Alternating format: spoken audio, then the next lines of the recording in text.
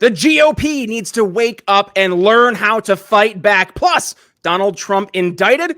Let's talk about that. Instead of focusing on winning arguments, we're teaching the basic fundamentals of sales and marketing and how we can use them to win in the world of politics, teaching you how to meet people where they're at on the issues they care about. Welcome to the Brian Nichols Show.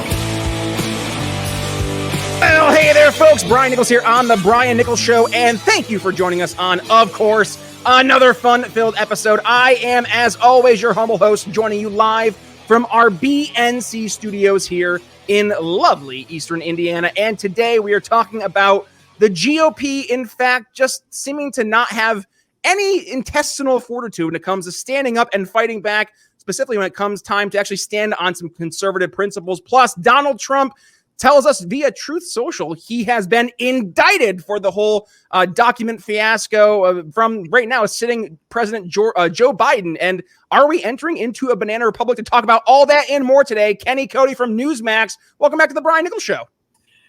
Brian, how are you, brother? You doing all right? Oh, I'm doing great, buddy. It's great to be back in the swing of things. I was out of town there last week for my sister's wedding, so unfortunately we didn't get a one-on-one where we get to talk to folks about the happenings of the week. But hey, here we're going to catch up this week talking about the Republicans caving when it comes to the debt ceiling, and now Donald Trump being indicted by Joe Biden, which is unheard of, and actually it's unprecedented here when we're talking about presidential elections. So, Kenny, where do you want to start kicking things off today? We can talk about the debt ceiling raise at first. I think that Kevin McCarthy had a really good repertoire going thus far. Talking about I don't have any more Ukrainian aid, trying to audit aid, trying to be fiscally responsible throughout the entirety of the legislature, trying to investigate things like China interference, trying to investigate the January 6th spending, trying to investigate Hunter Biden and the Biden administration's link to Ukraine. So all of these issues, especially since a couple of days ago, there was a FBI document that actually connected Biden to being bribed or being in connection to a bribe involving Burisma, I think it's called, the oil company that Hunter Biden is on the board of over in Ukraine. So there's been a lot of issues this week, but I think about Republicans in Congress, the most pressing issue is the weakness of the Republican leadership in the GOP House, the weakness of Kevin McCarthy, those in leadership, and the fight, actually, the same people, that actually objected to Speaker McCarthy's candidacy for Speaker, mainly the House Freedom Caucus, speaking out against the debt ceiling bill, trying to raise the debt ceiling limit, suspending the public debt limit until, I think, the January of 2024 or something like that. And just a lot of Republicans that we are actually pretty fond of as sort of libertarian populists like me and you are. People like Thomas Massie and Marjorie Taylor Greene actually ended up voting for the bill, but people like Matt Gaetz, Lauren Boebert, Diana Harshbarger, Corey Mills, and others voted against it. So it's been a pretty much a divide of the party, and oftentimes even a divide in terms of moderates and extremists and establishment politicians. You had everybody from both aisles vote for both sides of this bill. So just the contingency of the lack of collaboration and the lack of messaging, the lack of willingness to actually fight against the left and instead caving to the Democrats and the Democratic left was pretty ambivalent over the last couple of weeks. And so it disappointed me. I saw Massey's explanation of it. I saw Marjorie Taylor Greene's explanation of it. And while I understand it, I can comprehend it. I don't think, as a debater in college, there was this thing called cost-benefit analysis. And I'm sure you've heard that term before too, Brian, where you work in marketing. I don't believe the benefits were worth the costs in this debt ceiling limit bill. And I don't really understand, even though I understand some aspects of things that were good about the debt ceiling limit bill. And I understand that there's some things that people say that this is the best deal we could have gotten. I don't think that you would see the same cavings on the Democratic side if this is a Republican-led bill. If this is a Republican-led piece of legislation, you wouldn't see Democrats going, well, this is the best deal we could get. We might as well do it now. They'd be fighting it till the very end, so Republicans look foolish, and I wish we would do that as Republicans more often.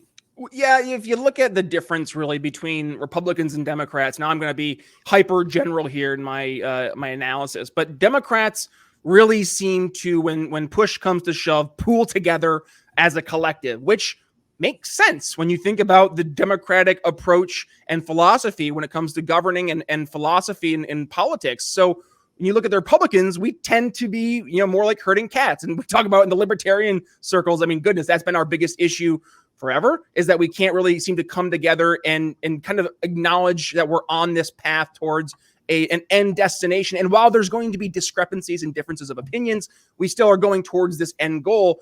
When it comes to looking at how, though, the Republicans tend to approach these different, whether it's bills or, topical conversations of the day, you see many different perspectives, many different takes, and many of those takes, like you mentioned, of Marjorie Taylor Greene, Thomas Massey, they make sense, right? They logically make sense. You're like, yeah, I understand the approach, but when it comes to actually coming together as one, in this case, entity, which would be the GOP, they drop the ball. So let's maybe kind of change the way we're talking about this in terms of creating some recommendations to the GOP. Like, what can we do, Kenny, in order, if we are putting ourselves in the shoes of the GOP, to actually stand up and have a fighting chance when we're talking about taking on the collective nature that is right now Democratic politics?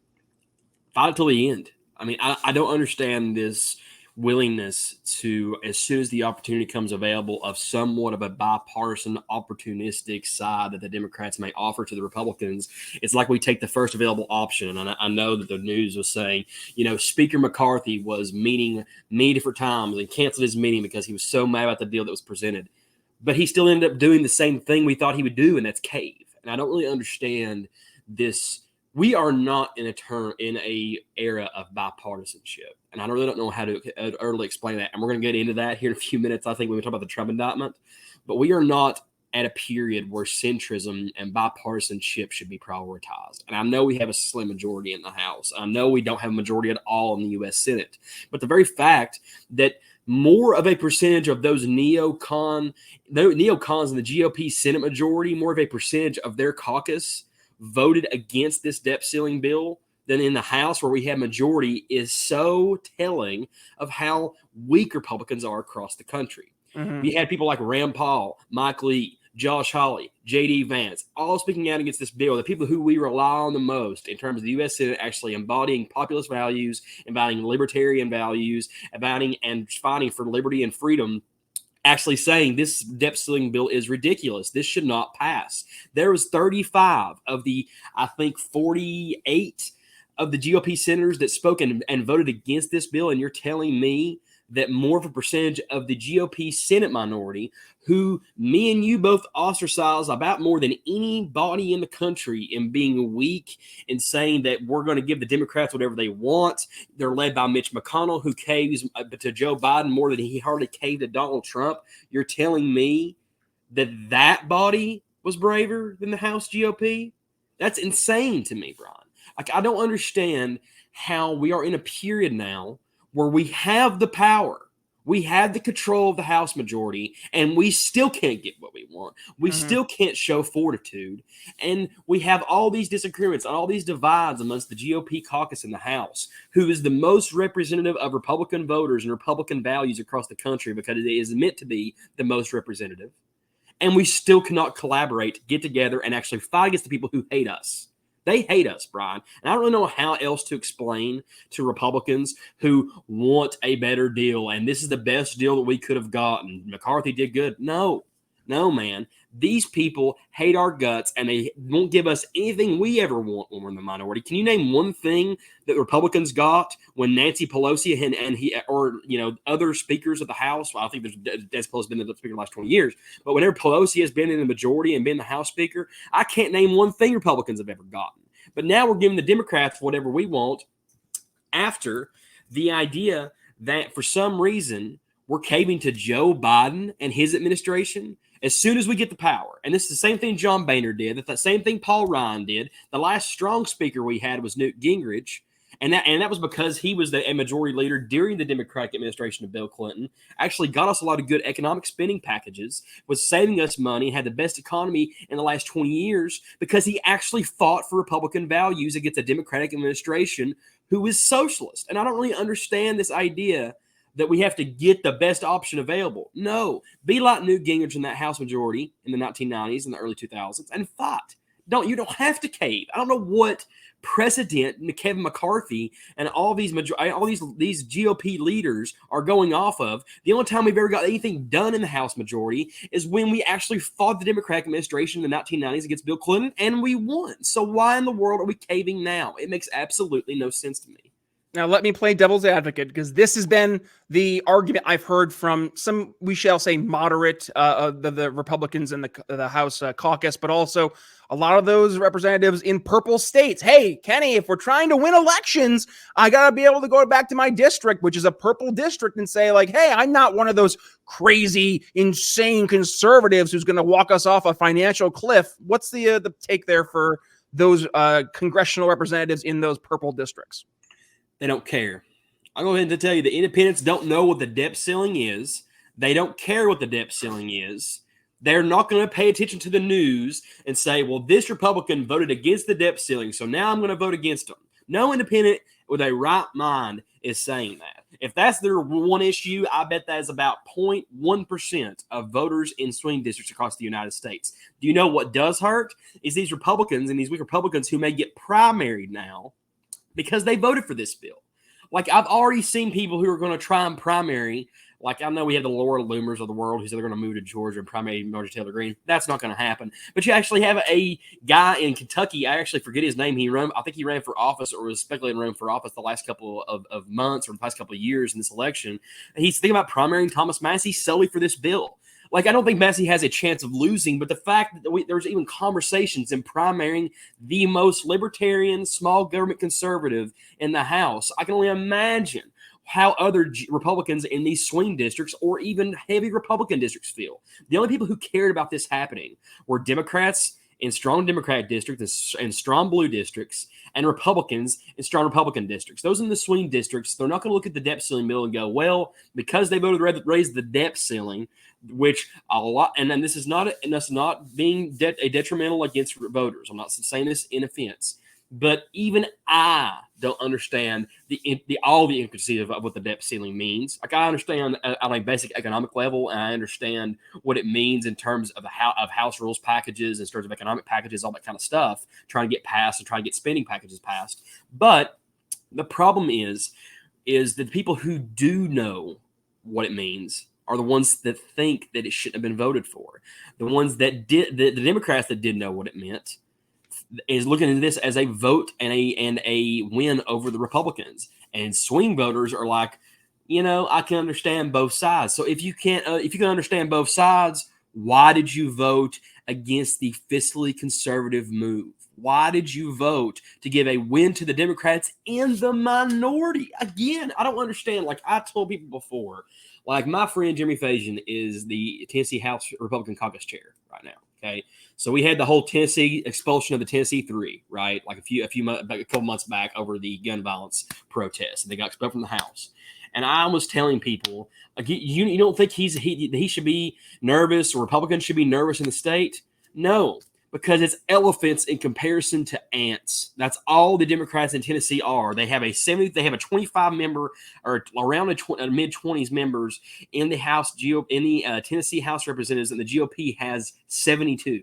Okay, they shouldn't be scared because Tennessee is a strong red state. And the same way, Republicans shouldn't cave to Democrats because they're in the minority. We actually won the House, and we're not drawing a clear line between what economic differences there are between Democrats and Republicans, because there is no line. For some reason, we caved again. It looks like we all agree on economics, and we don't. So why did we cave this time when we actually control a chamber? It aggravates me so bad that Republicans support this caving. The moderates, swing state people, whatever, vote how they have to. But our problem was with these strong Republicans who have never voted for any sort of economic spending package. I mean, I get Don Bacon doing it, right, from Nebraska. I got it. I understand why he does it. I understand why the New York members did. Mike Lawler, who beat Don Malone. I get it. But the problem is we had Republicans in R plus 35 districts that voted for this thing. The fact that Kevin McCarthy can't wrangle these cats is insane to me. And we've got to start fighting back. And I don't know how many times I have to say it. We have got to start fighting like Democrats. I wish we were more like Democrats in that way, in strategic power. I don't understand why we don't do it. Yeah, you've said that many a time on the show. Republicans need to be more like Democrats when it comes to actually getting things done. And I guess, one of the questions that's going to be up there right now for Republicans is Kevin McCarthy the future for the Republican Congress? Is he going to continue to be the House Speaker? Because part of the deal that was established when the Freedom Caucus and some of the more weary conservatives did in fact vote for Kevin McCarthy's speakership was that he was going to toe the line and really listen to this conservative faction. And if he didn't, there was just enough of those members who, they signaled their distaste towards the McCarthy speakership that they could do a more or less a vote of no confidence and switch up the speakership. So this is going to, absolutely carry through the rest of this year into the elections. I'm curious to see where things head. This actually kind of goes hand in hand too, in terms of, talking about fighting back. Let's go towards our other topic of the day, Kenny, and that is Donald Trump indicted for classified documents that he brought back to Mar-a-Lago when he left the White House there in 2020. Joe Biden's DOJ saying this is a big no-no, despite the fact that Joe Biden himself, as vice president and senator, basically did the same thing, only he did it in a more egregious fashion. So, man, Kenny, I don't want to make the doom and gloom reach over the show here today, but is this not banana republic stuff or what? It is. I think I said on the last show, I was talking about, well, it was either the last show, the show before when we were talking about the DeSantis-Trump battle, and I tweeted the other day too. I want the candidate who the nanny state, the establishment, the bureaucracy hates the most. And that's not more ambivalent of who is going to be a candidate than Donald Trump. And I don't understand. They're like Mitt Romney and Mike Pence and Chris Christie and Asa Hutchinson have all come out and say, well, justice will prevail. We need to move on from Donald Trump. And I keep on saying, why? Like, why do we need to move on from Donald Trump? Because the FBI and the CIA said so? Because he's doing things that Presidents Bush and Obama and Biden have done? Because he took documents back that had no dangerous implications? And even if he did, all he had to go do was say, I want executive privilege and I want these documents. All he had to do was declassify them. He could have kept them. So why is this that big of a deal? I'll tell you why it's that big of a deal. It's because they don't want him to have the nomination. Because I think that there's this fear, even if there's a small percentage, even if Democrats think that Donald Trump isn't going to win the election in 2024. And there's Republicans that think that. There's independents that think that. There are opponents, analysts, whatever, that think that he's not going to be the president in 2024. But there's always 2016. They don't want what happened in 2016 to happen again. Even if they don't think he's going to win, they don't want to risk it because they know now that he will gut every single nanny state department, every single deep state department in the United States government to its bare bones if he gets president again. And that's what I want. He has already said that he will gut the CIA, gut the FBI, hopefully gut the ATF, gut the NSA, and gut the DOJ. That's what they fear the most, Brian. They fear that if this man gets the presidency, even if they think it's a small percentage, even if they would rather go against him than DeSantis, they don't want him. They don't want him to be the nominee. And I can't see any other reason why this man is being targeted the way he is. In a row, like the E. Jean Carroll case, the New York case, the Georgia case is coming up where he called and wanted votes or whatever that's going to be, which you're allowed to do for the First Amendment. So I don't really understand why. I do understand. I'll rephrase that. I do understand why it's happening. Everybody is so scared right now. And I mean, it makes me nervous too. Being nervous, a former Republican president is being targeted the way he is by the people who are perceived and that we pay to protect us against terror. But it also makes me excited because if they fear him this much, it gives me confidence for 2024. They know that there is some, because I'll say this, as much as I hate those three departments that we talked about, they know the American people probably better than we know ourselves in a lot of ways. So if they fear him this much, they know there has to be a chance that he has a chance at the not only the nomination, but at the general election in 2024. And if that part's true, there's no other candidate that I hope can gut the nanny state than Donald Trump. And I hope he gets another opportunity to do that. So I'm gonna follow up on this with a question with regards to how this impacts Trump's prospects here for 2024. But first, Kenny, I gotta give my pushback, right? Because I as much as I have liked some of the things that Trump has done when he was in the White House, there's also a lot where I'm like, well, why didn't you take care of this in the first 4 years? I understand he was trying to run for re-election. I understand that he was, trying to put, air quotes, the best people he could in positions that he thought would help him take reign of the administrative state. But we've seen time and again this administrative state continuously turn against him. And I guess, Kenny, I'm a little jaded when I look at what Trump did, not only when he was in the White House, but frankly, when he left the White House, having the opportunity to pardon Julian Assange and Edward Snowden instead of giving the Medal of Freedom to Anthony Fauci and Deborah Birx. So I'm a little cautious, maybe a lot of cautiousness there in terms of Trump actually being serious and doing something about this. What has changed, in your opinion, from his 2016 to 2020 reign as president to what would take place from 2024 to 2028 if he were to be reelected here?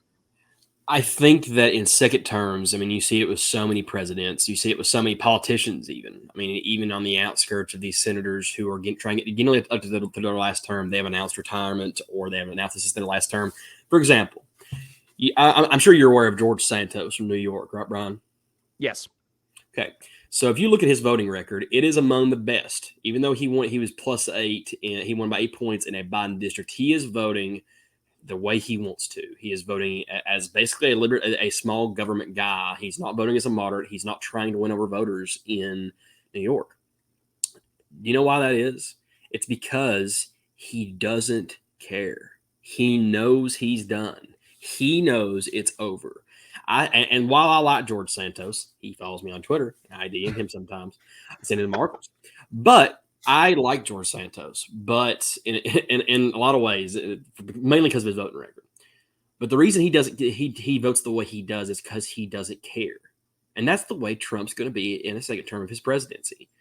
Once you get elected to a second term, you get whatever you want done, basically. If you have any sort of control in the Senate and the House, and I think if Trump were to win in 2024, in some way that is going to give us some sort of power, because you hardly can win the presidency while losing the Senate and the House. So if Trump wins in 2024, that means he has won the House or he has won the Senate, one of the two, or both.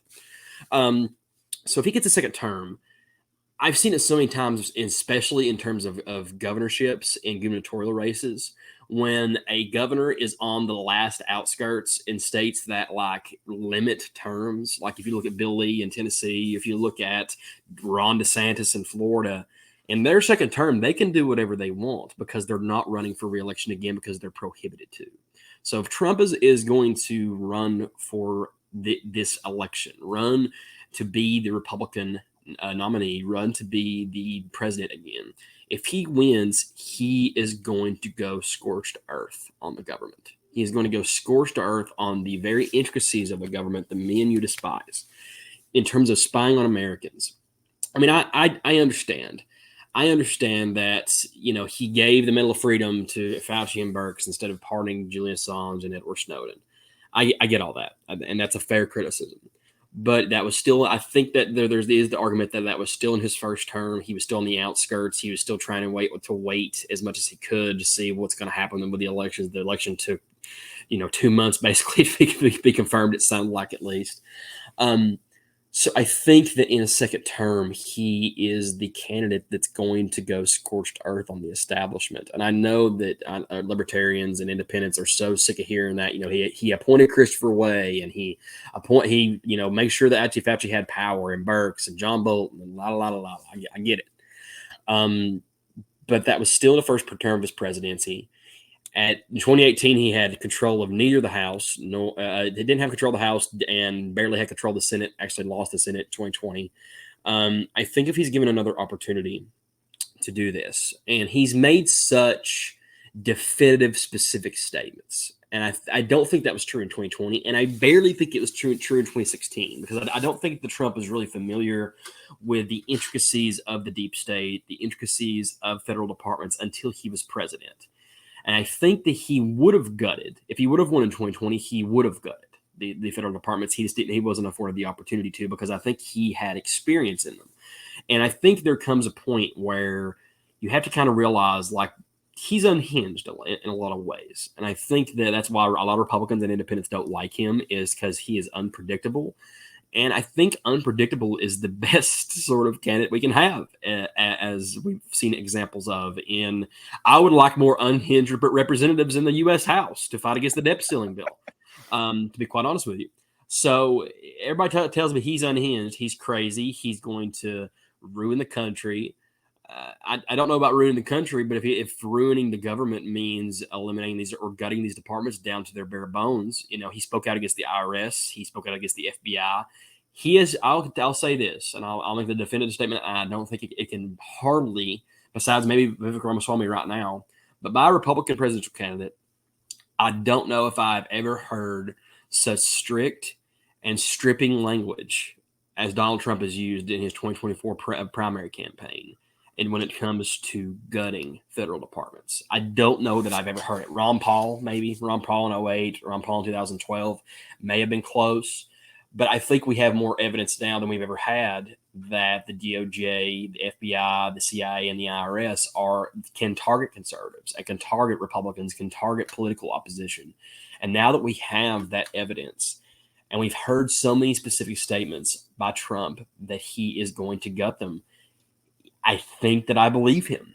And I don't know if I could say that hardly. Besides Ron Paul, I don't know if I can go back and look and see if I can see that ever in American history where that definitive sort of statements he has made on Truth Social and in his campaign videos of how he's going to combat the deep state and combat the federal departments that me and you despise. I don't know if that's ever happened before in American history. And that's why I think that it's made me even more of a Trump supporter if I wasn't before. Like, it's made me more invigorated to support him. And I think that's going to be telling for all Republicans across the country. Like, they're seeing this before their very eyes on CNN, MSNBC, Fox News, Newsmax, OAN, whatever you watch. You're seeing it every single day. You're seeing the coverage of them indicting this man and targeting the president. Instead of fighting terror and looking at what school shooting might happen next, they're targeting a president for holding documents in his vacation home. So I think there's more evidence now than ever before that if we allow this madman, whom I love, to be back in the White House, I think we're going to see a gutting of federal departments like we've never seen before. And this goes to part 2 of my question, Kenny, and that is the electability question. Will this, in fact, hurt or help Donald Trump's chances in 2024? My gut opinion, I think, is kind of where you were just kind of leading us here on your last response there, and that is I think this is going to help Trump, frankly, because a lot of folks are seeing this for what it is. And if you're talking about your average voter, I mean, go out there and you tell them what's taking place. Yeah, I think a lot of them, while they may not have the personal favor towards Trump, they see this for what it is. It's a political attack, and it just feels dirty, right? It just feels like this current administration is weaponizing the Department of Justice to go after a political rival, and that's not supposed to be who we are. And I personally believe, that that's going to help Trump as he moves forward here in 2024. And if anything, is going to help him isolate himself from the rest of the GOP field, because Ron DeSantis isn't having the DOJ go after him. Nikki Haley's not having the DOJ go after her. So I really do believe this is going to help Trump's prospects for the GOP primary, but also for the 2024 general election. Kenny, what say you? I think for the primary especially. I mean, let's do a formula, okay? When about 3 to 4 of the top presidential candidates have to come out in support of another presidential candidate, that's usually not good, right? Like Vivek Ramaswamy, Ron DeSantis, and I think like Perry Johnson and a couple others had to speak up and say this is wrong. And then you have Chris Christie and Hutchinson or whoever saying that this shouldn't be happening, right? That this should be happening, right? They supported the indictment. But when you have the top 3 of the top 4, more than likely, or 2 of the top 4, and DeSantis and Ramaswamy saying, I will pardon Trump if something happened to him, and I would ensure that the nanny state is gutted and they would never come out for Republicans, the DOJ shouldn't be weaponized, whatever. The fact that they have to come out and say, hey, we're supporting Trump on this, we're going against the government, the fact that Trump's being supported by his opponents is pretty telling about where the primary is going to go. It basically means that Donald Trump's going to be the 2024 presidential nominee. And these guys are just placing for 2nd, 3rd, and 4th, and 5th, I guess, and trying to fight for cabinet spots, I'm supposing.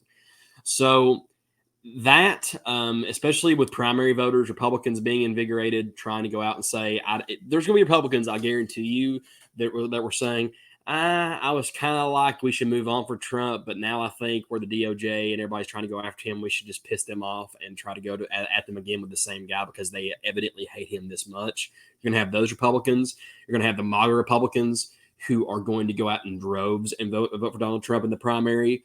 In the general election scope, I think you're also going to have that because here's the thing. If you look at polling, and I forgot who actually did this, but in that first New York indictment, when New York indicted Donald Trump, they did polling, and I think around like 61% of independents thought it was politically motivated. I mean, now Democrats were so weird about it because they were asked like, do you support the indictment? They're like, yes. And then they go, is it politically motivated? And they're like, also yes. And it just shows insanity. But Republicans, of course, knocking 95 and 90 are like a supporting and then saying it's politically motivated. But the fact that the more important number there is the independents, right? Like if the independents think that it's politically motivated, that basically means that they believe that the Biden administration is in terms corrupt and the Democrats are corrupt. That's the interpretation of that. While they may think Trump's not the best guy in the world, they may not think that he has the best chance. They may think that he says some foolish things and does some foolish things sometimes. If you believe that Donald Trump is being targeted by the DOJ and the FBI and the CIA, that also kind of means you're saying Biden is using his tools to corrupt his opponent. Mm-hmm. In terms that probably translates to votes in some sort of fashion with independents. And I think that that's really going to be the determining factor. Two determining factors. Invigorate Republicans to come out in the primary, and then invigorate Republicans to come out in the general and say, we may not like this guy. I won't say like. We may not think that this is the guy for right now, but they pissed us off so much that we're going to get him again, and we're going to piss you off like 2016. You're going to have those Republicans that will come out in droves for him, including me. And then you're going to have independents who are saying, I don't like either of these guys, right? That's the way that most independents think, because I forget. I don't know who said it, but I think there was a poll that said that independents believe that the Trump indictment was politically motivated back when it was in New York, right? So in terms of independents being motivated to think that Biden is corrupt, think that the Biden administration is corrupt, that's going to be the determining factor.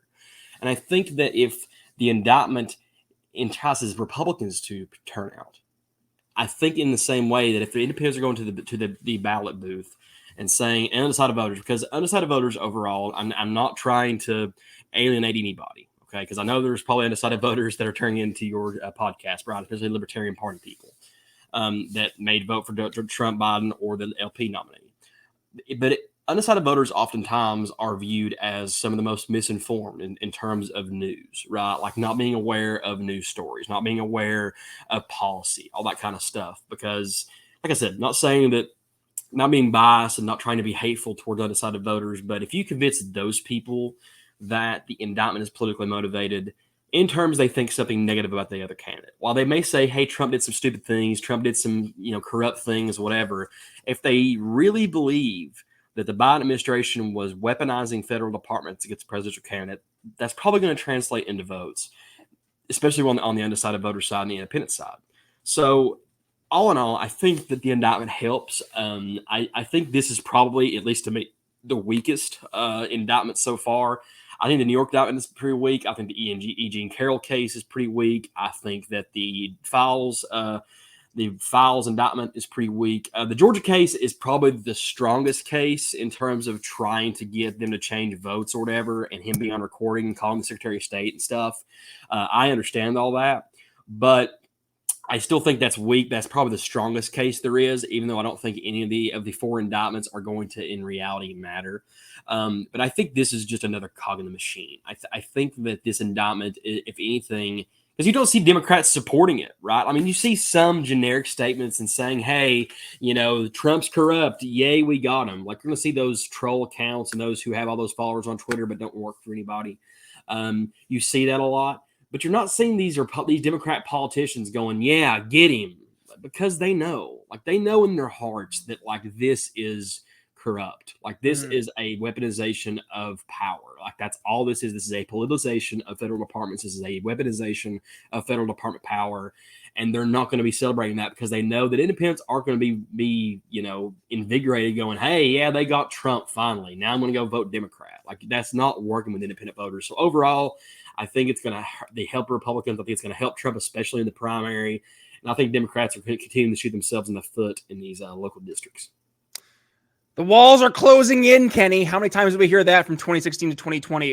Is it true this time? I doubt it. And to your point, I think a lot of the Democrats that are in office right now know that as well. But unfortunately, Kenny, we got to go ahead and put a pin in the conversation today. But have no fear, folks. If you enjoy these one-on-ones with Kenny and yours truly, we can catch these every single week here on the Brian Nichols Show, part of Cody's concerns there. So if you guys want to go ahead and make sure you don't miss a single time Kenny and I had this conversation, well, please, a couple things. Number one, go ahead to your favorite podcast catcher, whether that's Podchaser, Spotify, YouTube Music, which we've been getting tons of downloads over on YouTube Music.